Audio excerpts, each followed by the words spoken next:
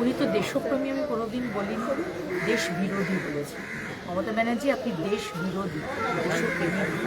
প্রত্যেকটা বিষয়ে ভারতবর্ষকে ছোট করে দেখায় আর পাকিস্তানের সুরে কথা বলে সেই মমতা ব্যানার্জি আলট্রা লেফট, যারা ভারতবর্ষের সুরক্ষাকে বিঘ্নিত করছে, যারা অন্য এনিমি দেশের সাথে, শত্রু দেশের সাথে হাত মিলিয়ে দেশের ক্ষতি করছে, আজকে তাদের সমর্থন চাইছে। ইন্ডিয়া অ্যালায়েন্স পার্টনারদের মধ্যে যে কোনো ইউনিটি নেই সেটা সারা ভারতবর্ষের মানুষ জানে। ইলেকশন হওয়ার সাথে সাথে রেজাল্টও তখন বেরোয়নি। রাহুল গান্ধী বললেন যে আজকে বিজেপির এই উত্থান মমতা ব্যানার্জির জন্য হয়েছে।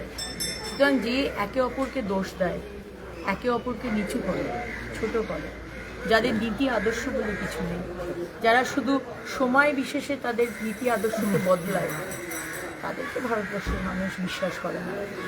দিদি, গতকাল শপথ, আজকে কালীঘাট মন্দির, নকুলেশ্বর মন্দিরে মায়ের কাছে এলেন, কি প্রার্থনা করলেন? যা বরাবর করে এসেছি, শান্তি আসুক, পশ্চিমবঙ্গের সমস্ত মানুষের উন্নয়ন হোক, সবাই ভালোভাবে বাঁচুক, মাথা উঁচু করে বাঁচুক, ভয় ছাড়া বাঁচুক, ভরসা নিয়ে বাঁচুক। আমাদের মাননীয় প্রধানমন্ত্রী নরেন্দ্র মোদীজি, আমাদের মুখ্যমন্ত্রী সবাই চলে থাকুন, তাদের মার্গদর্শনে আমরা মানুষের জন্য কাজ করি। আবার বলবো, সেবা করতে এসেছি, শাসন নিয়ে। মুখ্যমন্ত্রী সহ মোট 6 জন যারা মহিলা প্রতিনিধি, আমাদের আমার শীর্ষ নেতৃত্ব মাননীয় প্রধানমন্ত্রী নরেন্দ্র মোদীজির আশীর্বাদ, মাননীয় গৃহমন্ত্রী অমিত ভাই শাহের আশীর্বাদ, আমার সম্মানীয় মুখ্যমন্ত্রী শুভেন্দুদা, যিনি সবসময় আমাদের পথ দেখিয়েছেন, বিধানসভার বাইরে ভেতরে হাতে ধরে কাজ শিখিয়েছেন, আমাদের সম্মানীয় অধ্যক্ষ মহোদয় দিলীপদা, সুকান্তদা এবং এখন সমীরদা, সবার কন্ট্রিবিউশন।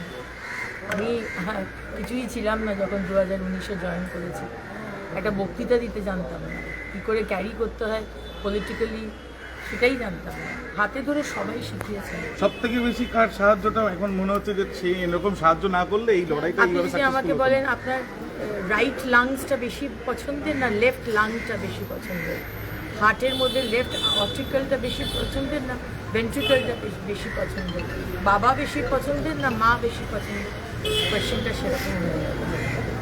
সবার কন্ট্রিবিউশন, সবার গুরুত্বই একই রকম। দিদি, মমতা বন্দ্যোপাধ্যায় বলছেন যে এরপর সবাইকে একসাথে সংঘবদ্ধ হতে হবে, এবং আমার যেটা মূল প্রশ্ন, বাম এবং অতিবাম লেফট আলট্রা লেফট নিয়ে তো আমি বলেইছেন, আমরা সবাই শুনেছি, কিন্তু প্রশ্ন হচ্ছে যে যারা দেশের ক্ষতি করছে, এই আলট্রা লেফটরা, যাদেরকে এক প্রকার জঙ্গি হিসেবে ঠিক করা হয়, টুকরে টুকরে গ্যাং হিসেবে মনে করা হয়, তাদেরকে নিয়ে দেশের কোনোভাবে রাজ্যে অভ্যন্তরীণ ক্ষতি করার কি এটা বার্তা নয়? মানে শুরুতে ওটা একটু বলে দিন যে মমতা বন্দ্যোপাধ্যায় যে সবাইকে জোটবদ্ধ হতে বলছেন, মানে আহ্বান করছেন তিনি, এটাকে কিভাবে দেখছেন আপনারা? দেখুন, এখন আহ্বান করে কী হবে? ইন্ডিয়া অ্যালায়েন্স পার্টনারদের মধ্যে যে কোনো ইউনিটি নেই সেটা সারা ভারতবর্ষের মানুষ জানে। আজকে ইলেকশন হওয়ার সাথে সাথে রেজাল্টও তখন বেরোয়নি। রাহুল গান্ধী বললেন যে আজকে বিজেপির এই উত্থান মমতা ব্যানার্জির জন্য হয়েছে। সুতরাং যে একে অপরকে দোষ দেয়, একে অপরকে নিচু করে, ছোট করে, যাদের নীতি আদর্শ বলে কিছু নেই, যারা শুধু সময় বিশেষে তাদের নীতি আদর্শকে বদলায়, তাদেরকে ভারতবর্ষের মানুষ বিশ্বাস করে না। আর মমতা ব্যানার্জি আলট্রা লেফটদের সমর্থন করবে, এটা আমি তো অবাক হচ্ছি না। যে মমতা ব্যানার্জি বিএসএফকে চটি ঝাঁটা লাঠি মেরে হাতা খুন্তি দিয়ে অ্যাটাক করতে বলে, যে মমতা ব্যানার্জি শেখ শাহজাহানের পাশে দাঁড়ায়, যে মমতা ব্যানার্জি পেহেলগাঁওতে প্রশ্ন করে, আমাদের বালাকোটে প্রশ্ন করে, আমাদের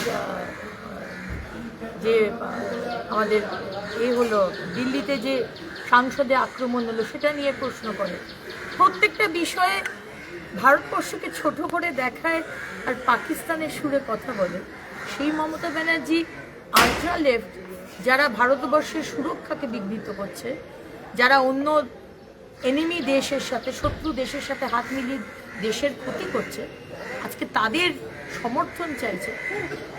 উনি তো দেশপ্রেমী আমি কোনোদিন বলিনি, দেশ বিরোধী বলেছি। মমতা ব্যানার্জি আপনি দেশ বিরোধী, দেশপ্রেমী। সুব্রত গুপ্ত মুখ্যমন্ত্রী অ্যাডভাইজার হচ্ছেন, এই খবর পাওয়া যাচ্ছে, এবং তার সাথে সাথে যারা যারা আত্মসহায়ক ছিলেন বিভিন্ন মন্ত্রীদের তাদেরকেও বদলি করা হয়েছে। দেখুন, এটা সম্পূর্ণভাবে সিএমও এবং সম্মানীয় সিএম এর ডিসিশন, এবং সুব্রত গুপ্তবাবু যেভাবে কাজ করেছেন, ইম্পার্শিয়ালি আনবায়াসড, একজন অত্যন্ত দক্ষ অফিসার, উনি কোনো বায়াস নন কিন্তু দক্ষ অফিসার। আজকে উনি যদি আমাদের এই Suvendu Adhikari team, CM team বা নরেন্দ্র মোদীজির টিমের অন্তর্গত হন, নাথিং বেটার দ্যান। আইএএস আইপিএসদের সাথে সাথে বিভিন্ন আমলাদেরও বিভিন্ন জায়গা থেকে বদলি করা হচ্ছে।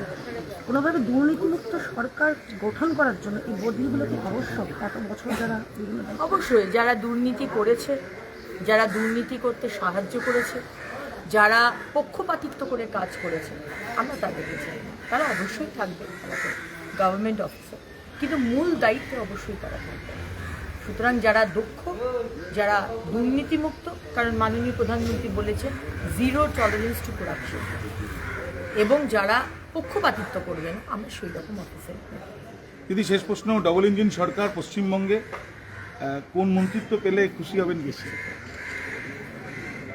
এত দূর যে এগোতে পেরেছি আমার শীর্ষ নেতৃত্বের আশীর্বাদে, আমার মাননীয় প্রধানমন্ত্রী, আমার অভিভাবক মাননীয় প্রধানমন্ত্রী নরেন্দ্র মোদীজির আশীর্বাদে, এর থেকে বেশি কিছু পাওয়ার নেই। আমি তো বরাবর বলেছি যে আমি ওনাকে দেখে দলে এসেছি, আজকে উনি বাই নেম আমাকে চেনেন, আমার এর থেকে বেশি কিছু পাওয়ার নেই।